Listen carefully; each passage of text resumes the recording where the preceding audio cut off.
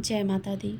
अगर आप एक आध्यात्मिक व्यक्ति हैं, आप अपने आप को एक साधक मानते हैं और आपको लगता है कि अब आप साधना में निपुण हो चुके हैं, आपके मन में शांति आ गई है, आपके अंदर पेशेंस की भावना आ गई है, आप किसी भी चीज़ पर अब उस तरीके से रिएक्ट नहीं करते जैसे कि एक नॉर्मल व्यक्ति करता है। उस समय आपकी एक परीक्षा शुरू होती है और बहुत सारे साधक 99% साधक इसी परीक्षा में फेल होते हैं। अगर आपने ये जान लिया कि आपके साथ वो कौन सी घटना घटने वाली है जिससे कि आपकी साधना में रुकावटें पैदा होंगी, आपके ध्यान में रुकावटें पैदा होंगी, आपके जाप में रुकावटें पैदा होंगी, तो आपका जीवन आसान हो जाएगा। देखिए, कुछ बातें हैं जो कि आध्यात्मिक जो गूढ़ रहस्य है वो बातें होती हैं जिसको हर कोई एक्सेप्ट नहीं कर पाता है, लेकिन आपके एक्सेप्ट करने ना करने से ये चीज़ें बदलने नहीं वाली, ये आपके साथ होगा ही होगा। अगर आपने ईश्वर को चुना है, ईश्वर की भक्ति चुनी है, आध्यात्मिक रास्ता चुना है, तो ये घटनाएं आपके साथ ज़रूर घटित होंगी। चलिए जानते हैं वो कौन सी घटनाएं हैं जो आगे आपके जीवन में घटने वाली हैं या फिर घट रही हैं।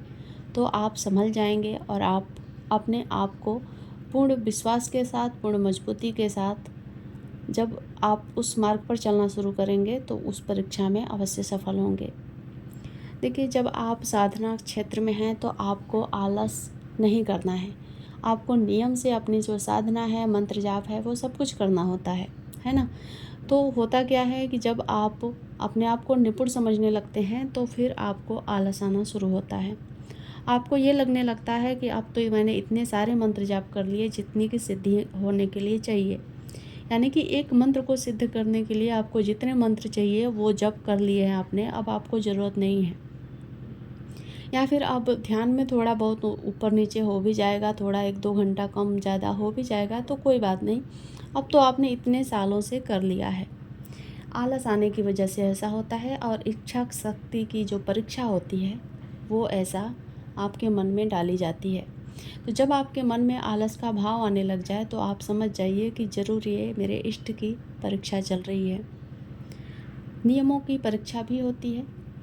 जब आप किसी साधना में हैं तो आप नियम का पालन ज़रूर करते होंगे, समय से उठना, इतने सारे मंत्र जाप करना, यानी कि जितना भी आपने उठा रखा होगा, उसके साथ ही व्रत उपवास करना। तो ये सारी चीज़ें जो हैं वो उसमें बाधाएं पैदा होने लगती हैं, यानी कि जो व्रत उपवास है वो टूटने लगेगा, या फिर व्रत करते समय आपके मन में गुस्सा आएगा, चिड़चिड़ाहट आएगी, आप परिवार के ऊपर गुस्सा करेंगे, या फिर आपके मन में एक भाव ऐसा भी पैदा हो जाएगा कि ये व्रत करके क्या होने वाला है, इतने सालों से कर लिया, इतना नहीं हुआ तो अब क्या होगा।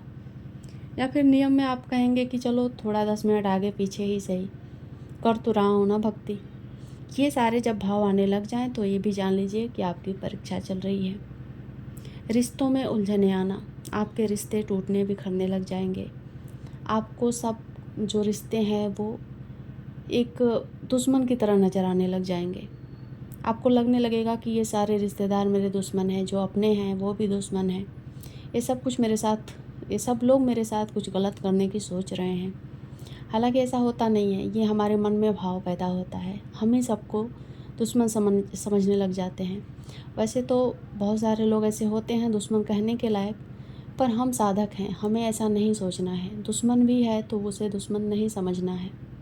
इस तरह का भाव रखकर हमें साधना करनी होती है। और जब ये भाव आने लग जाए कि ये फला व्यक्ति मेरा दुश्मन है, या फिर ये मेरा नुकसान करना चाहता है, या फिर आपके मन में अपने ज़मीन जायदाद ये सब की भावना पैदा होने लग जाए, उसको आप संचित करने लग जाएं, उसको आप बचाने की कोशिश में लग जाएं साधना को छोड़कर, तो आप समझिए कि ये आप ईश्वर के चक्रव्यूह में फंस गए हैं।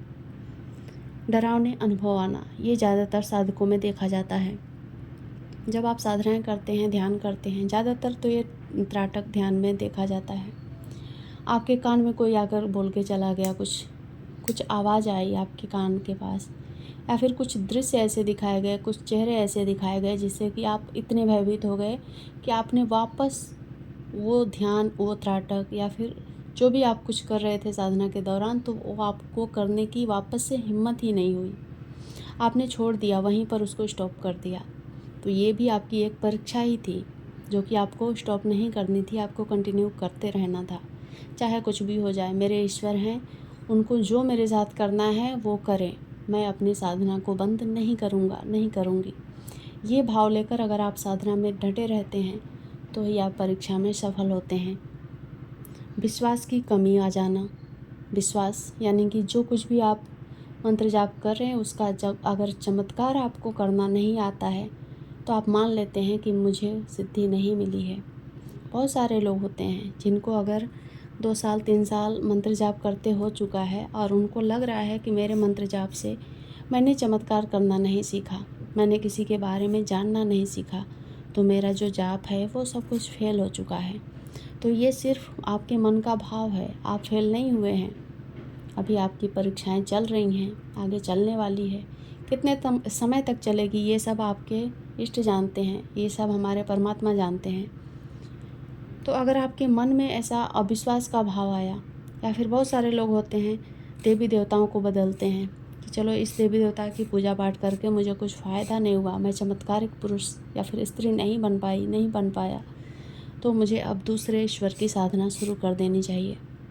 या फिर बहुत सारे लोग ऐसे भी होते हैं जो नेगेटिव शक्तियों की तरफ आकर्षित होते हैं, भूत प्रेतों की जो पूजा है वो करना शुरू कर देते हैं, क्योंकि ईश्वर से जल्दी ज़्यादा प्रसन्न भूत प्रेत ही होते हैं और वो बहुत कुछ देते हैं, सक्सेस देंगे, चमत्कारी आपको बना देंगे, आपके अनुभव बढ़ जाएंगे।